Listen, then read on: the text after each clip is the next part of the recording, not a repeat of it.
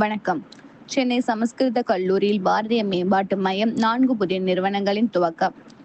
India Chennai June 18, 2025 Chennai மயிலாப்பூரில் உள்ள சென்னை சமஸ்கிருத கல்லூரி புதன்கிழமை ஜூன் 18 தனது வளாகத்தில் 4 புதிய நிறுவனங்களை பெருமையுடன் திறந்துள்ளது. அந்நிறுவனங்கள் 4ம் பாரதிய மேம்பாட்டு மையத்தின் அங்கங்களாக துவக்கப்பட்டுள்ளன. பாரதிய மேம்பாட்டு மையமாவது உலகத்தில் வளர்ந்து வரும் அறம்சார் தேடலுக்கும் வாழ்வியல் வழிகாட்டலுக்குமாக ஒரு தொலைநோக்கு முயற்சி. முக்கியமான அத்தியாயத்தின் துவக்கத்தை குறிக்கிறது. ஒரு நூற்றாண்டுக்கும் மேலாக சென்னை சமஸ்கிருத கல்லூரியும் குப்புசாமி சாஸ்திரி ஆராய்ச்சி நிறுவனமும் KSRI சமஸ்கிருத புலமை மற்றும் பாரதிய ஞான அமைப்புகளின் PKS கோட்டைகளாக இருந்து வருகின்றன.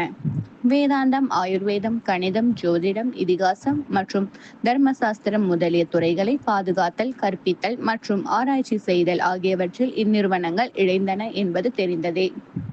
இந்த பண்டைய கல்வி பரம்பரை நிகழ்காலத்தின் தேவைப்படும் ஒப்பற்ற நெறிமுறைகளாகவும் அறிவுசார் எதிர்காலத்திற்கான வலிமையான அடித்தளமாகவும் இருக்க அமைந்தவை. அவைகளின் வளம் இக்காலத்திலும் முழுமையாக பயன்படுத்தப்படவில்லை. அவைகளால் ஆக வேண்டிய பயன்கள் இன்றைக்கும் பல உள்ளன. தொலைநோக்குடைய இக்கல்லூரியின் தலைமையின் உந்துதலில் ஆழ்ந்த சிந்தனை கொண்ட அறிஞர்கள் வழிகாட்டுதலில் துவக்கப்பட்ட இந்த பாரதிய மேம்பாட்டு மையம் பண்டைய ஞானத்தை கொண்டு நவீன சவால்களை சந்திக்கவும் உறுதியான மதிப்பை உருவாக்கவும் வடிவமைக்கப்பட்ட புதிய முயற்சியாகும்.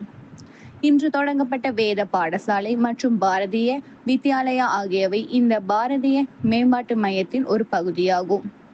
இந்த பள்ளிகள் பண்டைய மற்றும் நவீன அறிவை உள்ளடக்கிய ஒருங்கிணைந்த அறம் சேர்ந்த கல்வியை கொண்டு எதிர்கால தலைவர்களை உருவாக்கும்.